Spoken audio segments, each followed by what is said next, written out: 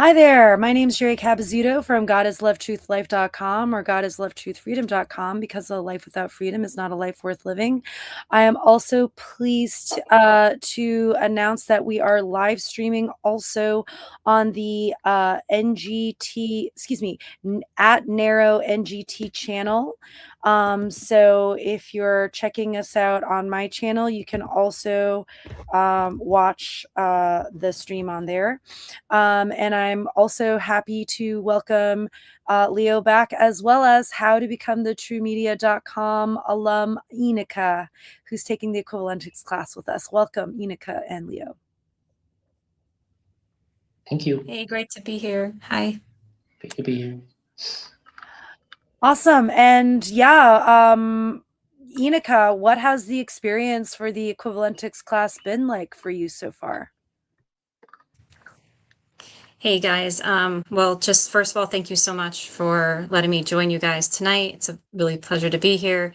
So I'm very new to Equivalentics, but it's been a couple of months when we started this journey where Jerry, you invited me, and Lio, where we got to meet. And, it really started with that initial conversation, when the three of us had a chance to like get to know each other a little bit even before the class started.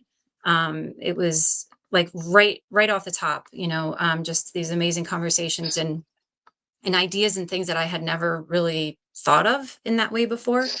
And now just a few short months later, I've taken I think 7 classes so far. And it's it's been it's been interesting, to say the least, because in some ways it can be very simple, but then again, it's like, what? At the same time, it's twisted, but in such a I'm so curious about it, and I just find myself wanting to learn more and more. So it's been a very positive experience, and it's really opening my mind up in ways that I never imagined. Yeah, and this is not about a topic of where ideas are coming from, right? We're not here to convince anybody. We're here to just discuss good ideas. And Equivalentics, uh, as a sidebar, I haven't seen it, a lot of these concepts and topics talked about here, but nevertheless, I agree, it's been amazing. And um, Ineka, I spoke to you a little offline the other day about how you're starting to notice patterns in nature in general. You want to talk more about that? Sure. So when we first started talking about some of the basic concepts that Leo teaches, um, and how it connects with nature, um, I remember saying in the class, like, I have to focus really hard to kind of see these patterns in nature with the golden ratio and number recognition and the way that nature evolves and grows, the building blocks of nature. And Leo said, "Well, yeah, you will have to focus pretty hard, and because we're not used to seeing things that way." But now I find, without any change in my schedule, I just still doing the same thing, taking the same walks, the same hikes. I almost notice like a vibration um in the air. um I've noticed, or sunlight looks a little bit different. um I think there was even, I think we shared once, I told you about some synchronistic experiences that have been happening. I forget the one in particular that I know I mentioned a few weeks ago. I'll have to try to think of it, but it's not like, you know, boom, right, that just right there, but in its subtle ways, it's making itself known, and I'm just more open to it, I think. I love that. And Leo, would you say that there's any sort of causal or correlation, sort of relationship between the learning of equivalentics and the honing of light abilities? Yeah, absolutely. But mostly remote viewing, because that's what Equivalentics is about. Remote viewing, recognizing patterns. There is a little bit touch on empaths and agents, and but it's the science of pattern recognition and patterns construction. When remote viewers, they actually see the breaks of the patterns in real life, but if they don't know how to recognize the pattern, then they don't really understand what is breaking. So while the other light abilities can do a lot without it, remote viewers, if they don't have an analyst that understands a little bit about patterns or equivalentics, they will have little to do with it.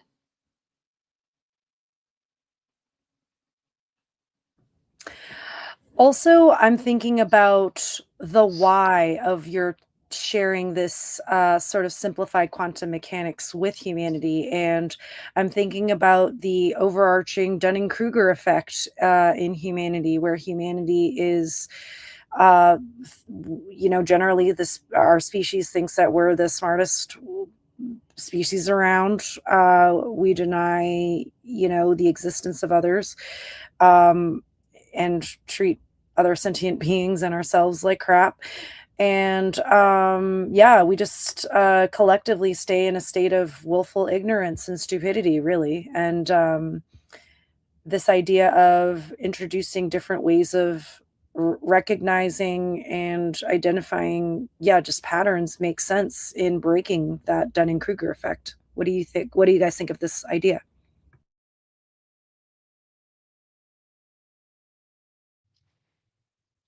Yeah, I mean, the whole point about thinking that we are the top species, and I don't know if like we even really think about it externally like that, but through conversations and natural law, and when we realize there's so much more out there, besides ourselves, there's a vulnerability, but it feels very healthy.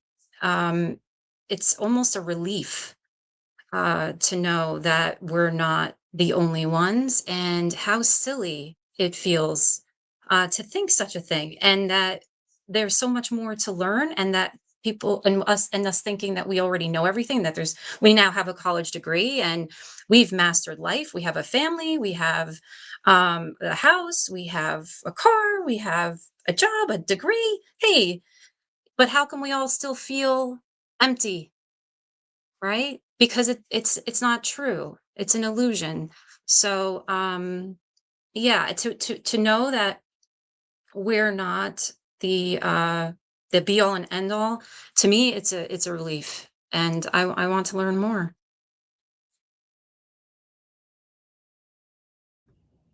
I think that's my second agenda of teaching equivalentics. Actually, it's my main. The remote viewing stuff is secondary. I'm happy to help anyone, but it's um it's about teaching humanity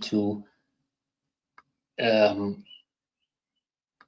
to get back something that it has lost. And I did have a conversation about it, like right very recently, that that science has become a religion because it used to be promoting testing everything and freedom of thought.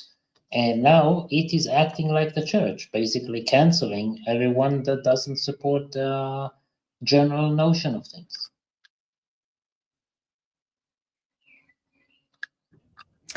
Definitely. And I also think about how, you know, parts of equivalentics have been shared with academics, and the rest of humanity is not hearing about it because they don't want to ruin their institutional reputations. And, with any sort of new idea, regardless of provenance, you're going to get um, some sort of like uh, oppressive, controlling, projection that's going to come your way from people that refuse to grow and learn new things. And I think it's really beautiful what you guys are sharing, because it's like I've always there's always been this like inner child in me that's never wanted to stop learning. Like I've wanted to study everything, and I think if people can just tap into curious that curiosity that I think many of us are already born with. What do you guys think of this idea?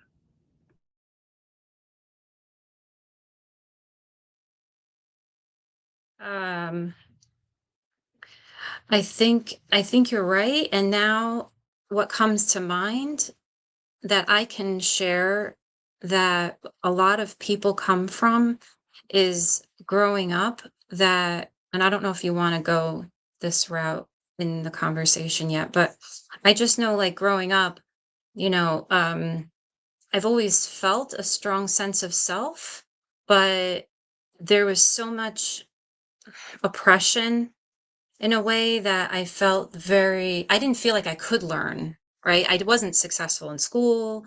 When I was young, I didn't have a lot of support at home and things like that. And so school was not a positive experience for me.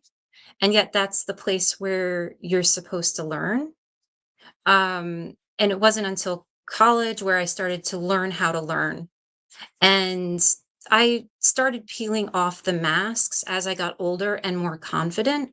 And that's when I started seeing my true self. And that's where the curiosity and the drive to try to learn as much as I can through experience and through whatever it is that, I wanted to study, whatever interested me.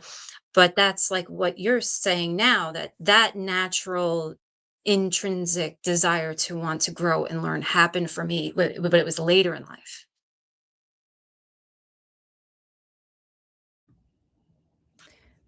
Leo, do you have anything to add about this concept of just sort of promoting a lifelong learning experience? Not much. I support it. It's the way that you evolve. Awesome. And, speaking of lifelong learning, before we started recording, we all noticed we all have teaching experience in a lot of ways. We've all taught young adults, we've taught adults, and you know, there's a lot that we could unpack in this topic, but I think going back to what you said, Enika, in your formative years, it sounds like because the environment that you were in was so controlling and oppressive, and that's very common for, like, for example, mainstream public schools. How are children able to tap into their sort of intrinsic desire to learn, their innate curiosity, if they're feeling like they have to be on the defensive all the time? And so how do we encourage real world skills? How do we encourage independent thinking, critical thinking, lifelong learning? What are our thoughts on this topic?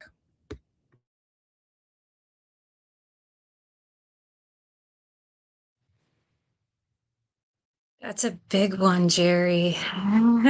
Right? I mean, there's so many, and well, I think it starts in the home. And when that's not available, and depending on the severity, like of trauma, right? That's dealing with severe issues that affect the mind and that the process of learning.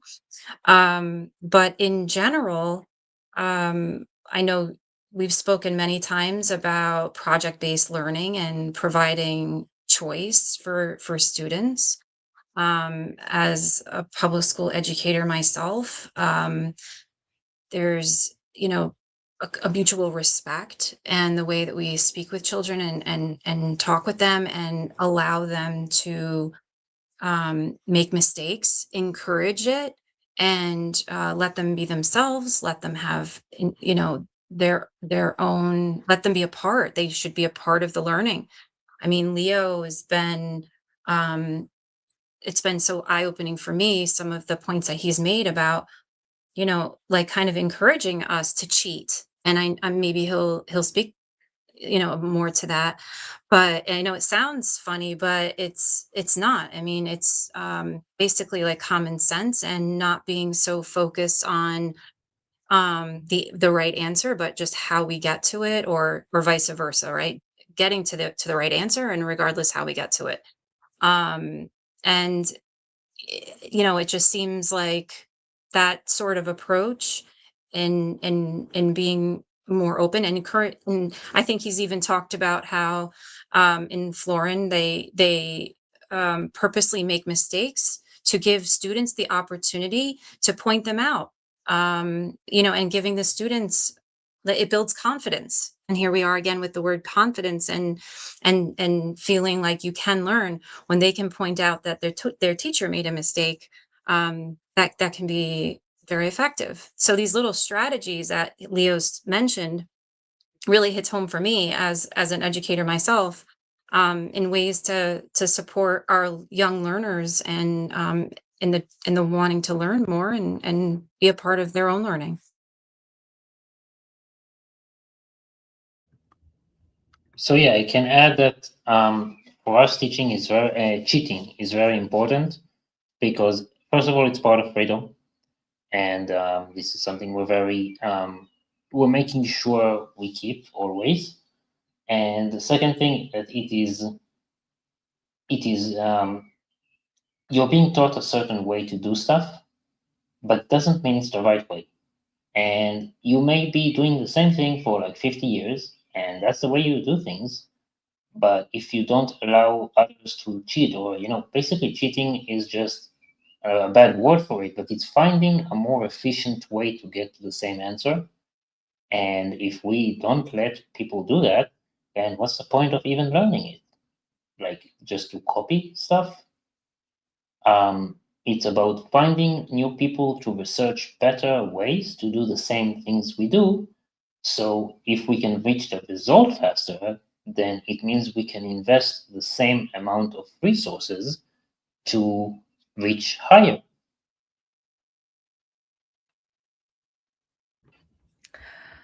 I love that. And by the way, please keep the questions going in the chat.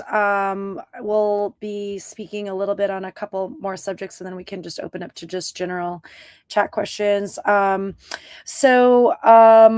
I also, wasn't intending on this, but just as a natural sort of flow in conversation, Leo, your civilization has had AI much longer than our society has. And it makes sense that there would be this sort of reversal sort of concept idea, sort of thinking when it comes to cheating, because it's like AI is available. And so, how do we teach critical thinking? How do we teach efficiency to getting results in a landscape of AI and learning?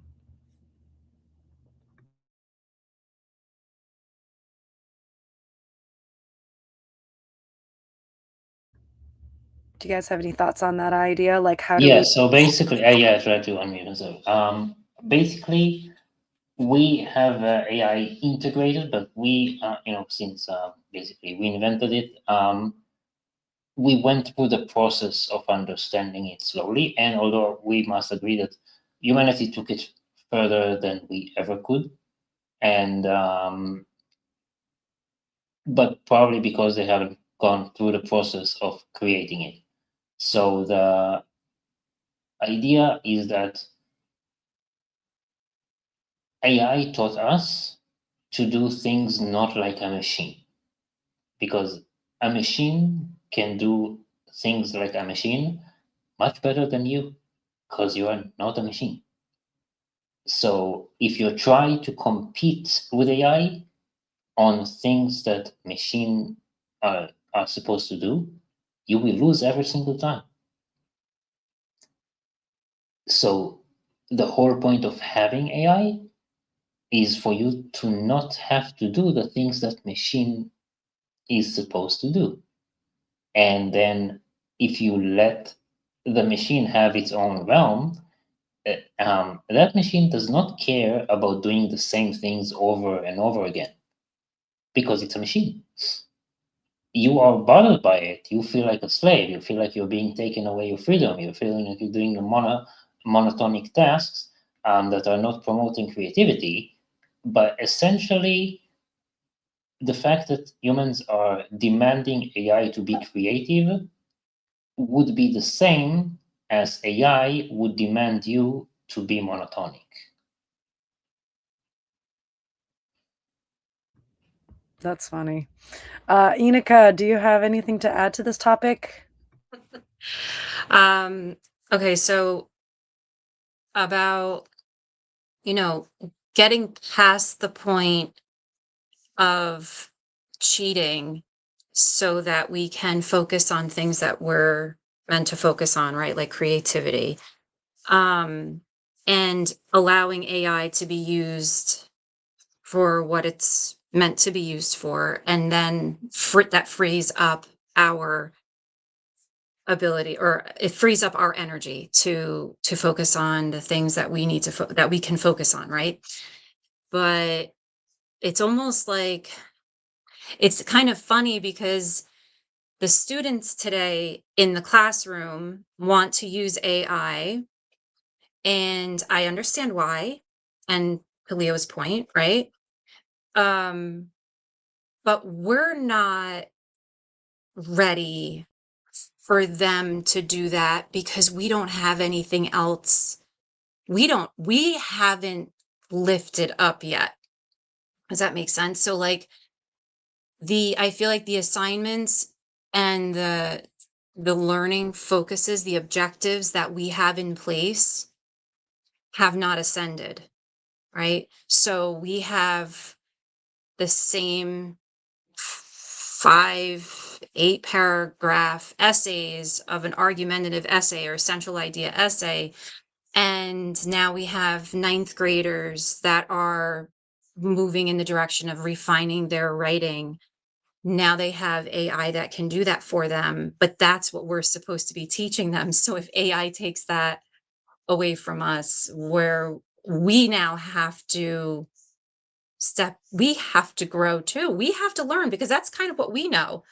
We have to get thinking a little more outside the box. Now, what can we offer our students, to, like you said, Leo, let the robot do what it does best, and let's use now their energy to tap into the creativity, which I think that's purposely being kept, right? Our imagination and creativity is dampened quite a bit. So that's really interesting what you said there, Leo. I like that.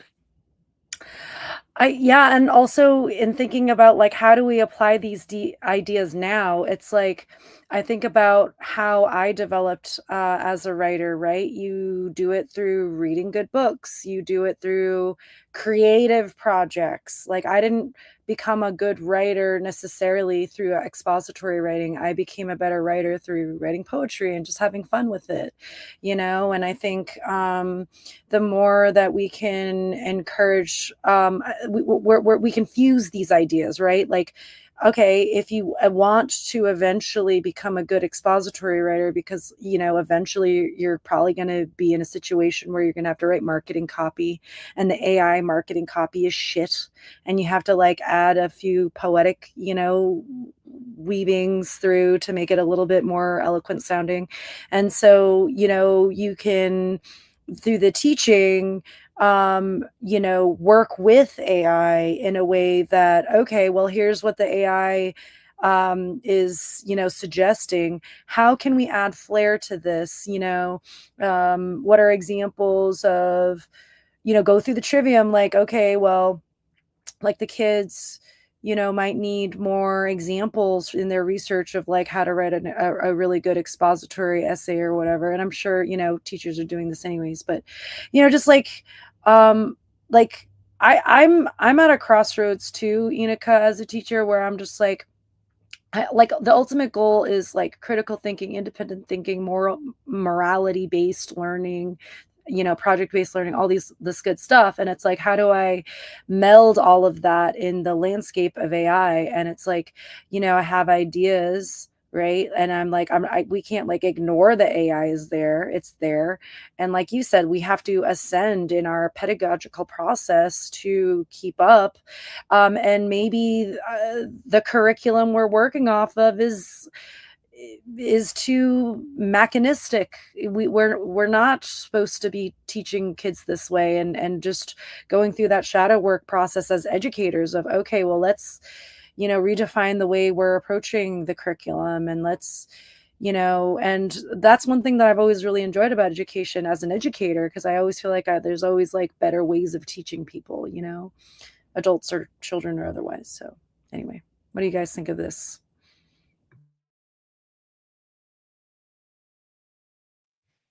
AI is not going anywhere. It might. It because it depends on the energy. But I don't think they will. And try to look at it like an option to leap forward. I'm seeing like I'm a professional in what I do. I'm an art-based artist, and I dare to call myself an artist, although I'm not that professional, because all the rest are amateurs. And it's sad because they had no reason to be professional. I believe AI is here to give us the opportunity to be professional through stress testing, because AI can do it faster and it can reach the amateur level much faster and more efficiently. So the only way to beat AI is to be professional. I know AI cannot reach my level because it requires more detailed thinking. And what AI is doing is basically a puzzle. And so it cannot reach the level of having new ideas, which actually would mean that humanity will have to stop living in a framework of convenience and comfort, and they will have to think outside the box. And if they need a stress test in order for them to do that, so be it.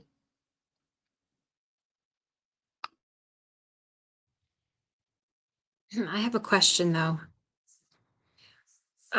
What I can imagine in that case, that many young people will not want to even try to beat AI, that they look at it like, oh, it's done for me. Okay, I'm good with that. I can see that kind of happening. So that part is a little concerning, because it would be great that we see it as, hey, okay, so now we want to be more professional, or we want to outdo the AI, or that's a machine. We're human. We have more to offer than the machine. And how can we show that? But I don't know if I don't see that very much in the population of youth that I work with. They're just, because they've been trained already to be very complacent. So it's concerning, but that's where we need to start and make a shift. That's important. I cannot say it's concerning. Sorry, Joey. Keep going, Leo. I cannot say it's concerning because it's something that happens when you shift. It's something that happened in the Industrial Revolution, where people did not need to generate screws anymore by themselves, and they just put it on a mold and let it happen automatically. And it is a form of shift from very closed-minded thinking to a more efficient way of thinking. So it's only natural. It happened before, and all of the people who wanted to keep on actually modeling screws got screwed.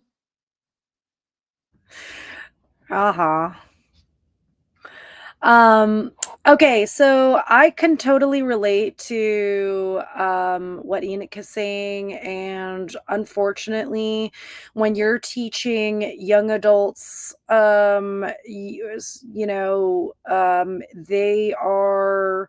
they've been programmed in their formative years, a kind of learned helplessness. Like for example, I was subbing in the private school that I work at for history, and I was trying to explain the trivium process and how you need to use multiple sources in your input process as you go through the logic, and then share the rhetoric of sharing the information with others, and but really just focusing on the input with the multiple sources, because sources can be biased, AI can be wrong, make mistakes, etc. And the idea of even the various hierarchies of evidence, right? Like you have like expert level, which is actually the lowest form of evidence, the highest form academically being described as a randomized control study, which I think isn't even that high because a lot of journals are compromised. I think the most highest form of evidence is direct experience, and that's what we're doing here. We're not telling people what to think. We're just sharing good ideas. And I think of this as a sort of like intergalactic salon. We're just discussing cool ideas. That's it. That we're not even, doesn't matter where they're from. But yeah, like with AI, like, I remember, Leo, you once gave us, it was in, I think, one of our after chats, so you probably didn't record, where you were like feed an AI false information and like analyze the mistakes that it makes. And like, oh, going back to the sub conversation, so like I was telling the kids, like, you're more powerful than AI. Like you can discern what sources to consider and not through your logical understanding process. You're more powerful. And they're like, no, we're not. And I'm like, yeah, you are, dude. Like, of course you are. Like, how can you not believe in yourself this early in your life? You're giving up on your the power that you have in your mind. Like, anyway.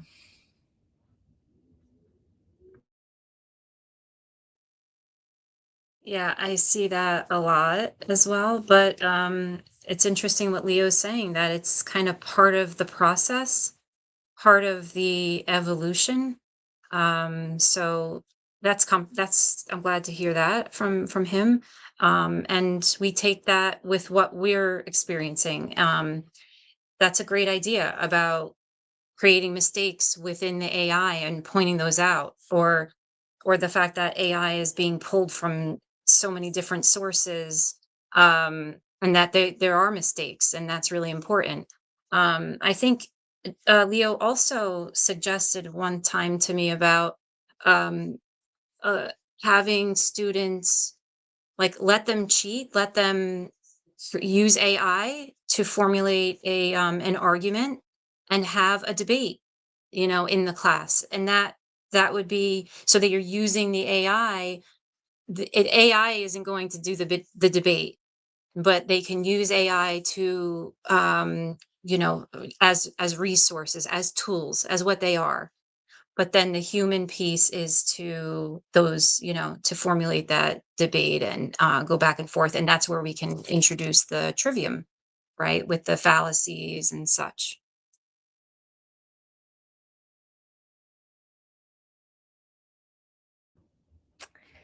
Anything to add, Leo? So one thing that I truly recommend, because we already made that mistake, and I'm seeing humanity slowly going to make that mistake as well. We let AI create music from patterns, and now they dominated the music industry to a point where it's no longer profitable to be a musician. So as a result, we have among 7 billion people, 12 bands. And yeah, basically music Dude, you industry fucked. never told me this. Are you serious? We're basically fucked. So I'm trying to save you the trouble. Because music is patterns and AI can dominate it. It doesn't require creativity. It's better with creativity, and you're going to lose a major part. And today we are at a point that, yeah, we have just 12 bands. And other than that, what we're doing is we are digitizing human music because it is better and it is equivalent to the rest of the 12 bands. And basically, AI music is so shit that you get that you don't want to hear it anymore after like 3-4 years of hearing just that everywhere. Just turn off the radio. This is highly disturbing. I mean, in general, right? Like, I think the more that we can go back, incorporate ideas that worked, right? Like the concept of a liberal arts education, like using incorporating music, astronomy, like other sort of humanities fields. I mean, liberal arts colleges, not that I'm a huge proponent of folks going into immense amounts of debt for their education and degree to just pat themselves on the back and think that they're evolving when it's just not necessarily the case.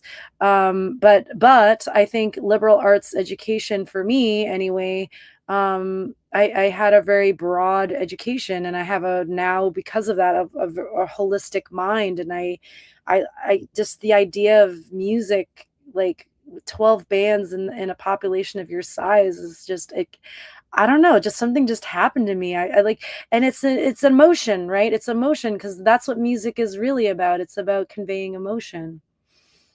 And an AI is not going to be effective at that.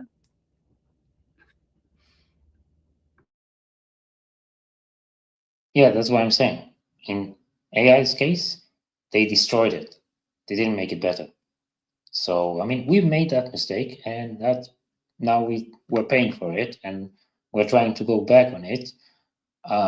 But once you get to a point where you let AI do it for 3-4 years, you will become dependent on it because all of the other bands and artists will quit and move to other stuff. And then you are going to be left with AI only, and then you're fucked. So I'm telling you, it's very hard to come back from it. Don't let it happen.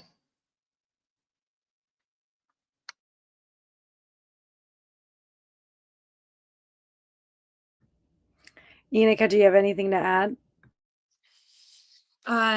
No, but not a whole lot, but I don't have a music background.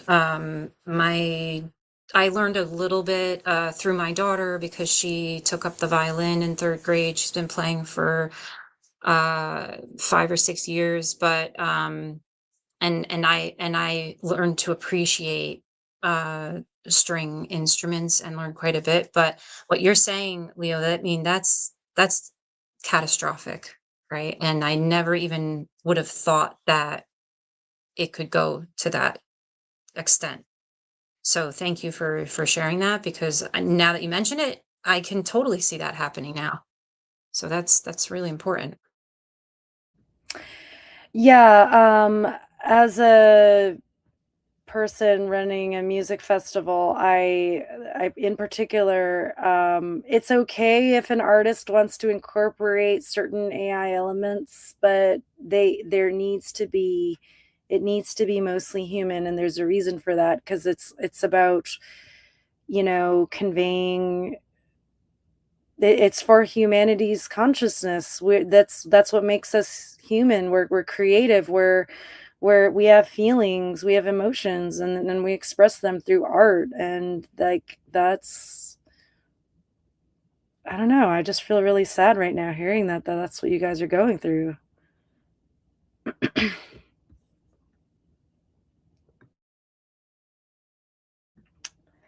Anyway, I don't want to be a downer, but did you want to add anything to that topic, Leo?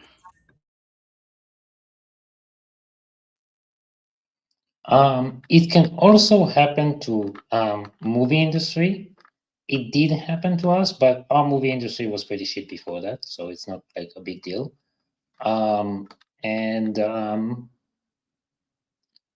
since music is a major part of humanity, while since the whole idea of why humanity and Pleiadians work together is that Pleiadians have a tendency, higher statistics in being intelligent, and humanity has a higher statistics in being creative. So to us, it's not a major loss as it is going to be for humanity.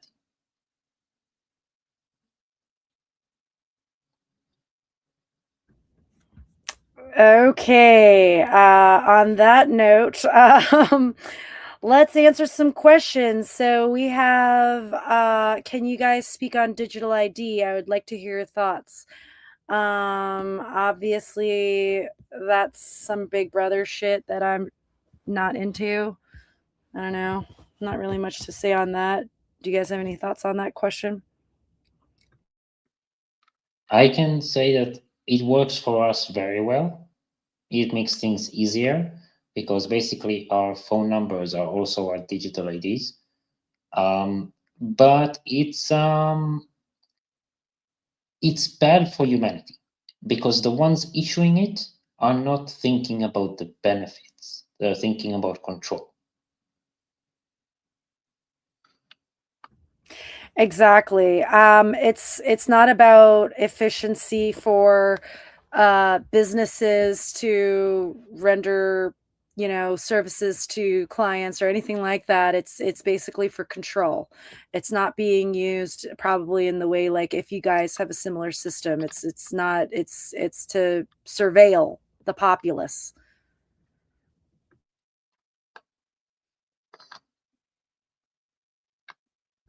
So, yeah. Any other questions that folks have? Because if not, we had a whole lot of other topics that we didn't even touch on, really, because we just got off on this AI journey, which is fine. That's great. As people are figuring out what questions they want to ask, I wanted to make another brief announcement if anyone's joining now. Again, if anyone wants to join the next Equivalentics class starting July 5th, you can email ngtnarrow@gmail.com. And I am pleased to announce that Corey Endrelot, who's on the One Great Work Network and a dear friend of mine, I work with him on a bunch of food forest home schooling stuff. And then Rob Khalil from Typical Skeptic. Those two will be joining the next Equivalentics class. So we are literally networking through learning new ideas, and we're sharing new ideas with each other, and we're building bridges across communities. I've always kind of had my hat in many fields, and the more that I think we can create these cross community connections, the stronger we'll be as a collective. I'm willing to shake hands with anyone that asks questions, the big questions, and Rob's doing that, and so is Corey. So.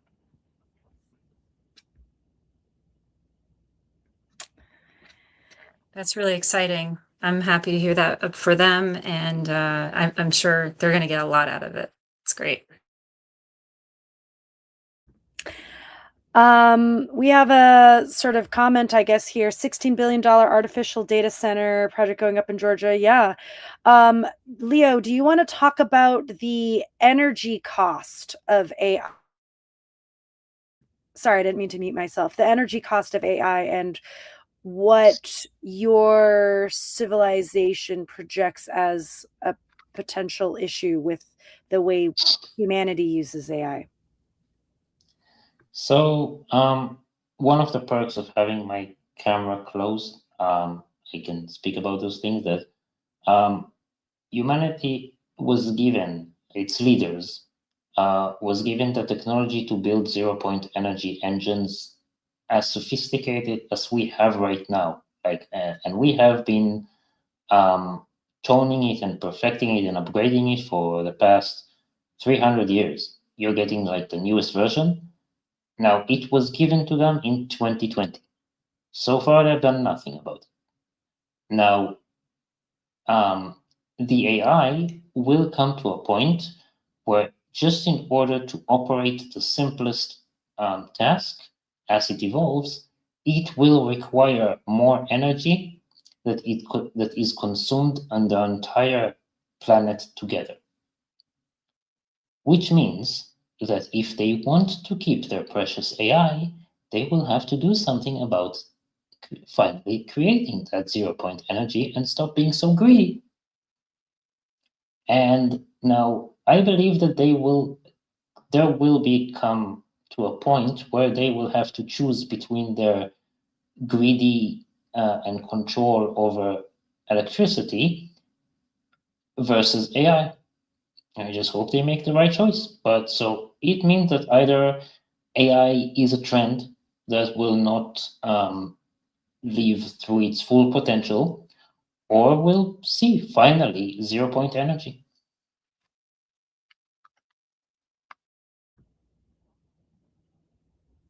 What do you think of all that, Ineka?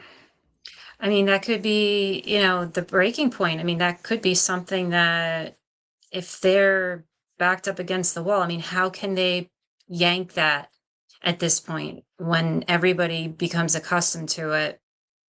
I mean, what are they going to say? Like, I'm sure they can create something, but come on. Come on already. It just seems like they're going to be, it's like you said, if it's going to get to that point, I mean, it's time. I'd love to, it'd be great just to see it all, shift after that.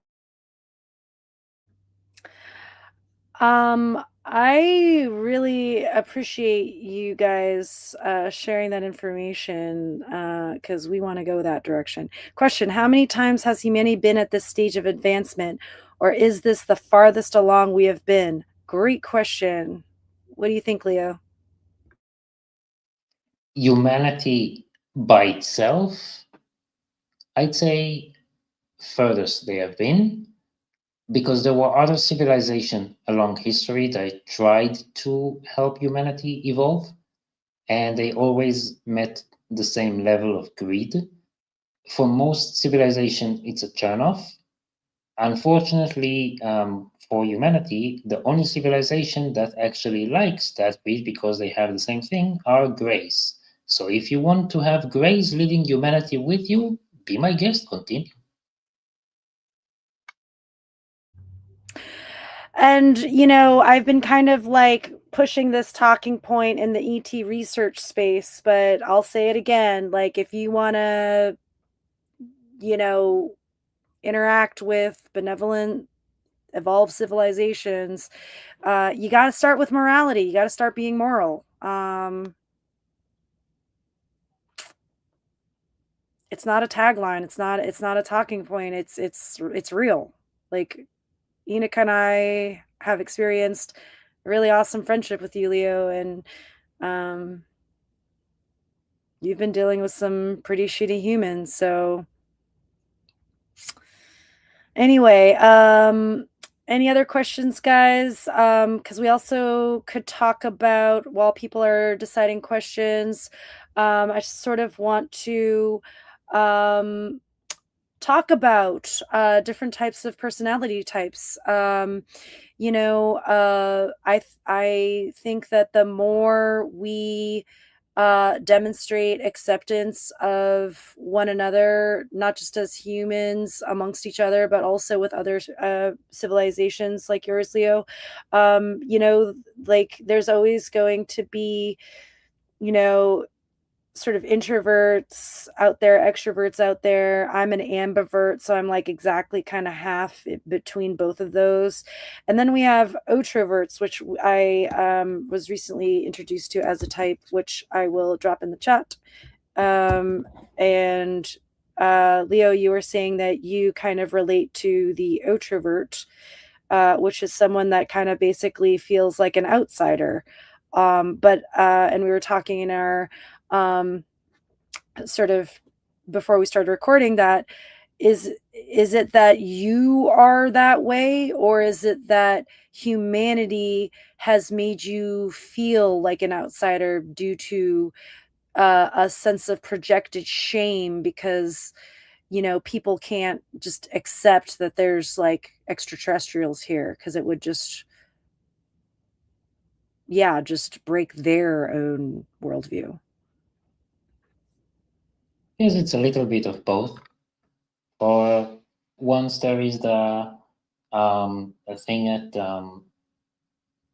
the more open-minded civilization, they think opposite from humanity, and I know I've said it in many other lives, but it's still going.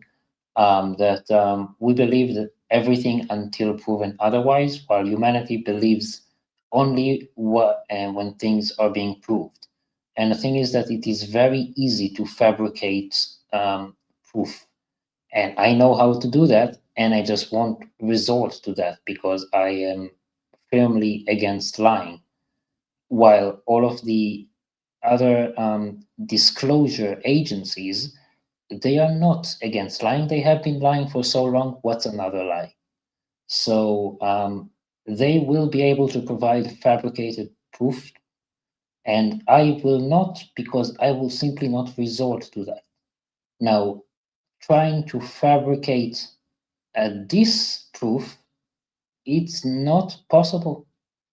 So that's how you just kind of, if you believe everything until proven otherwise, first you're more open to new ideas, and second you're harder to be fooled. And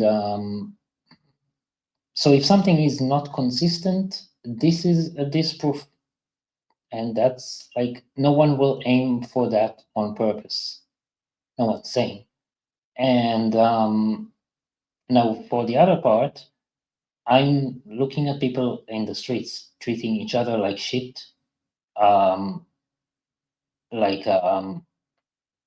trying to cancel them, trying to tell them what to do, um, making a racket out of everything, completely disregarding other people's existence in the roads, on the streets, in their homes, and and I say that I just don't want to be a part of it because I know there's a better way, and all it needs is a change of perspective to stop thinking about yourself and start living in a society.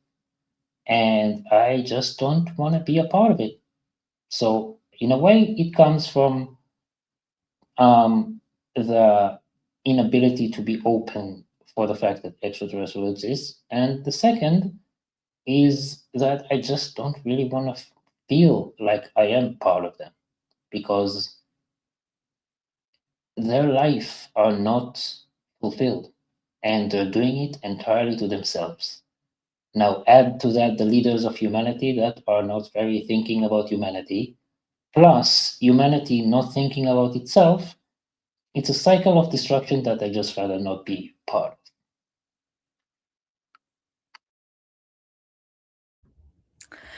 Yeah, I totally get that. I for one, I'm working through I think, I'm really grateful for the friendship that we have, and just to sort of put a lighter spin on the conversation, like I think the more, people that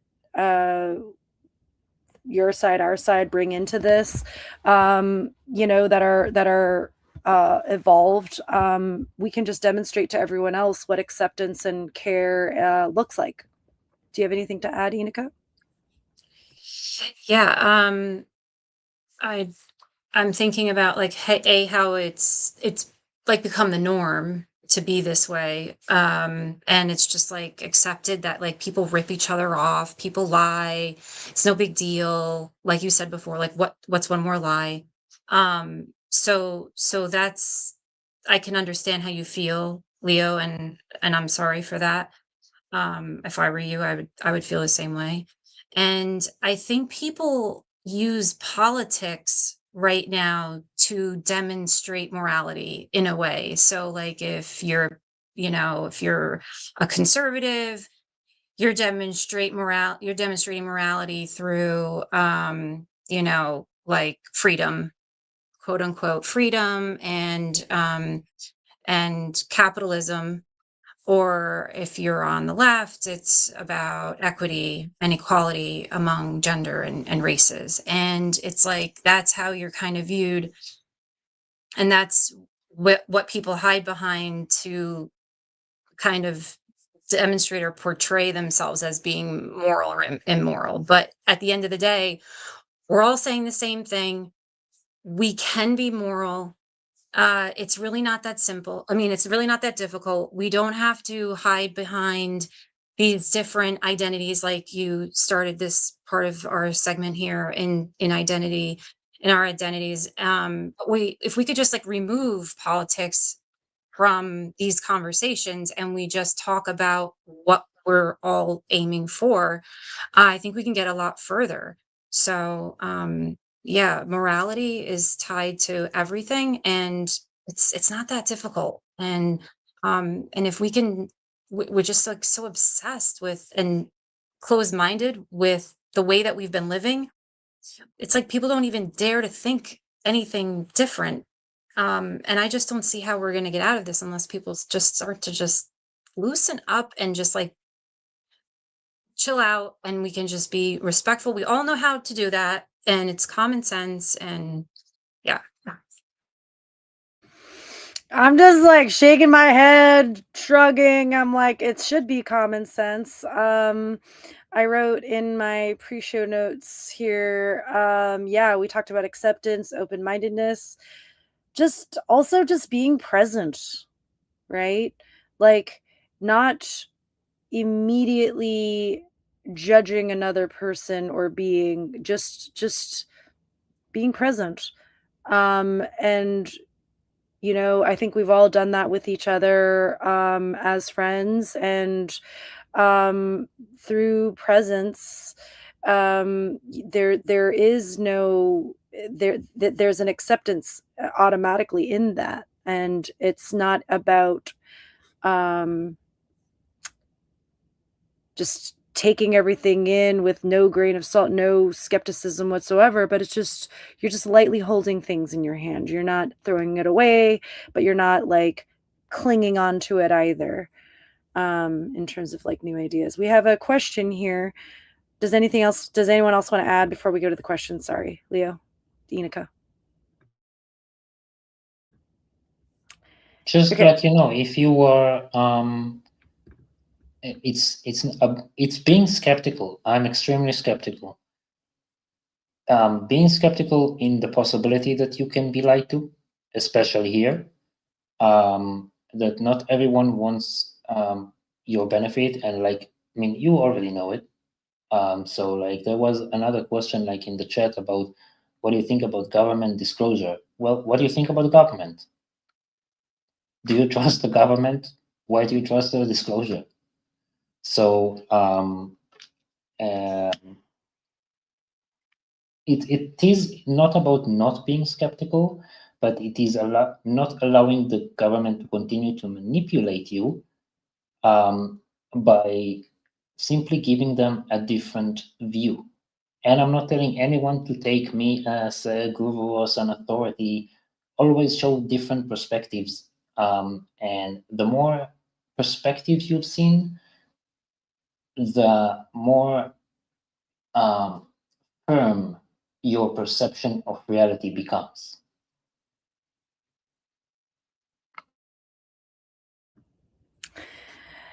Ineka, do you have anything to add to that? Cool. Yeah, I just view you like a I respect you like a college professor. You studied a lot, and I like learning what you learned. There's no guru anything in that.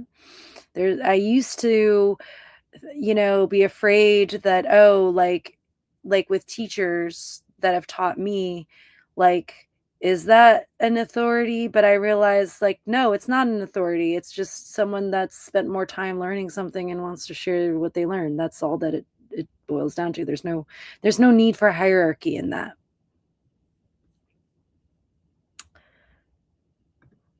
Have y'all heard of the Kyle Odom reptilian shapeshifter pastor story?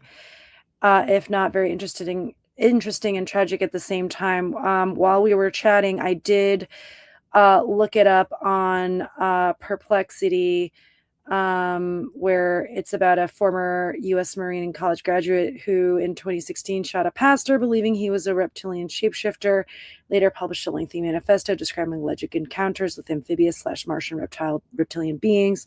He was arrested and later sentenced after being found mentally ill. Well, I don't know too much about that, but yeah, I'm not sure what to say about that. I mean, whether it's true or not, that's sad that that happened, I guess. I don't know. Lio, Ineka? Definitely makes me want to come forward now as an alien. Why? No, I'm being sarcastic. Oh. I was like, I would think it's the opposite. Yeah. Yeah, that sucks. Don't trust, just wondering why now they release with more to come. Okay. I get what your question is. You're actually asking about the timing of the agenda. That's a better question than I would say they want to distract from the war. So they're going to like have a bunch of like UFO shit come out, and then everyone's going to get all excited about that and turn their heads this way while they do shit on the other side of things. I mean, I would think. Not only. Okay. It's because we had enough to wait for them. I'm not the only one speaking with humanity. And I think they just want to confuse everyone so they won't actually listen to us because we're not speaking very fondly of them. Because we have been dealing with the leaders of humanity for a long time. And let's just say that we're not very happy. What I'm hearing is that because of the grassroots disclosure movement that's happening with, beings like you talking to everyday humans like us, that's why they're kind of acting up on the government agenda end of things. Yeah, exactly.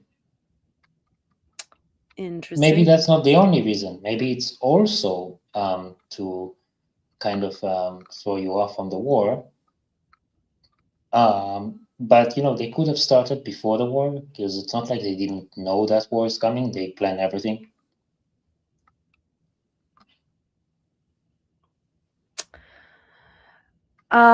There does seem to be a sort of movement towards. I wasn't expecting anyone from Rob's channel to be on here because like I know that he was streaming, so I didn't want to compete with his audience. But anyway, there seems to be a movement towards connecting the government disclosure with like religion, where it's like a 1-2 punch of like control, where you get now like Jesus is like in a UFO or some shit. Like they're trying to like combine them into this like world governmental religion. Is anyone else seeing that either in the chat or Ineka, Lio? Do you see that happening? No, actually, it's the first time hearing about it. Oh, it's definitely a thing. If anyone's in the ET research community that wants to back me up on this narrative so that I don't look like I'm crazy. But anyway, I'm talking to an ET. That's already the case. I accept what is. Anyway. And I'm proud of it. I'm proud to be your friend, Leo, and I think it's bullshit that, like, Oh, I thank don't you. think we don't have to hide you, like, fuck those people that are gonna be fucking judgmental. So, Thank you. anyway. Aw, thank you, Miri. Miri's a friend of mine. I went to Confluence with her. I'm wearing a Confluence t-shirt, and I still have to upload all the videos from Confluence. Confluence is a really great truth and freedom festival that I went to. They have a lot of like alternative health stuff. I think they're a great community to connect to. I'm just trying to, in these sort of cross community sort of alliances that I'm trying to build, we're all on the same page usually of either government is slavery. We're usually on the same page of, objective morality and freedom. And if they don't have the vocabulary with that, it's easily taught. And in the ET research community, right? Like, it's not like they're not aware of government black projects going on. Like, we all can be a part of humanity's evolution. We all these different little communities that we're in. And it's like, I'm not like a robot. Like, I'm totally into alternative health. I'm also into regenerative gardening. I had a long conversation with Ineka the other day about gardening. Like, I mean, we can be part of many communities, and that's okay. Anyway.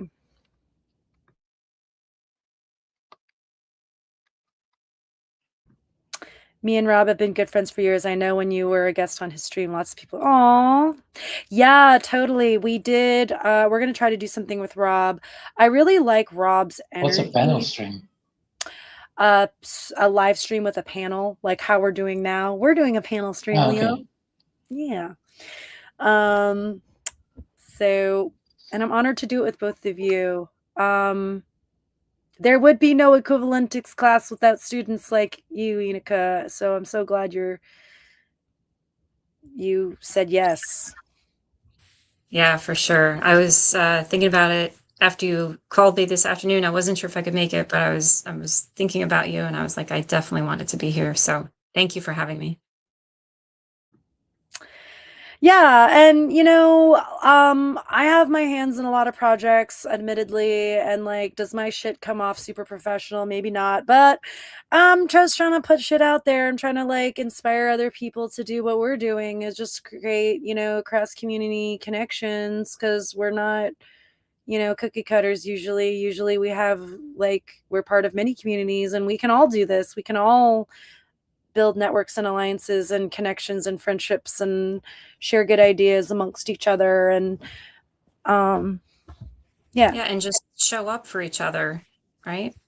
Mm. And I know you've got a lot of different projects, and I mean, you're a great role model for people to see that the little, as you could do as little as you need to, or as much as you like. And you're very busy. You great energy, Jerry, and I admire you so much as well, for everything, all the efforts that you've been putting in. So, oh, it's great. And I appreciate you, Ineka, because like I said, like, I've actually, well, I don't think I ever mentioned this in a live, but I'll mention it now. I did try to introduce Leo at a time with people, and it did not go well.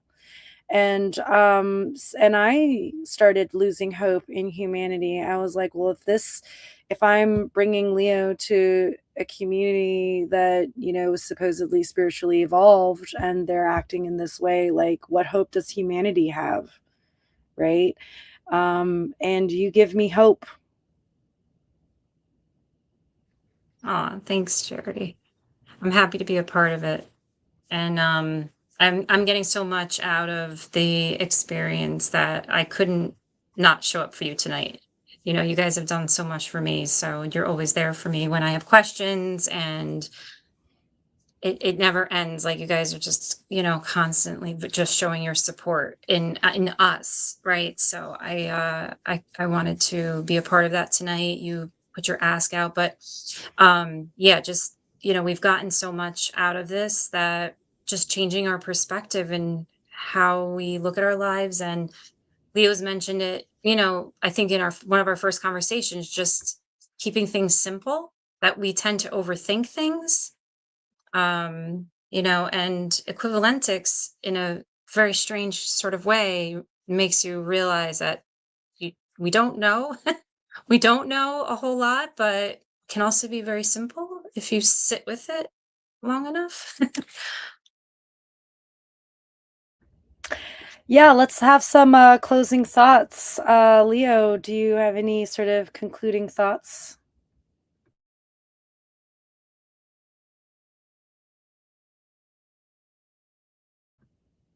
Well, Leo. Well, Yep.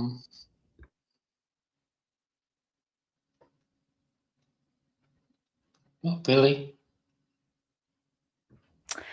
I want to just share gratitude with both of you for joining me in the one great work. I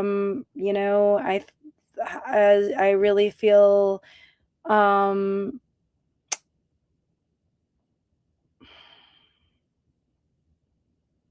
I know I can do a lot on my own, but I feel stronger when I know that I'm working with others. And so you both inspire me in many ways, different ways, and I'm honored to be friends with both of you. Oh, thank you. I'm honored too. Thank you, Jerry. Same here, for sure. All right. So thanks for everyone in the chat. We'll check you out next time. We'll try to do this once a week. Ineka, if you're free, we'd love to have you again. Woo Riders DG, if you want to hit up me or Leo, and if you're friends with Rob, we're on Telegram. So message us. How do we so you could join us or email us at this email, Woo Riders, since you're friends with Rob anyway, and we can meet you and talk to you IRL. We will definitely come back on Rob's channel. That's planned. Right. But like we should have, people like Woo Riders DG to join ours too, I think. As well. Yeah, Anyway. I'm open to everyone. Hooray. Okay, good. All right. Bye, everyone. Bye-bye. Good night. Bye.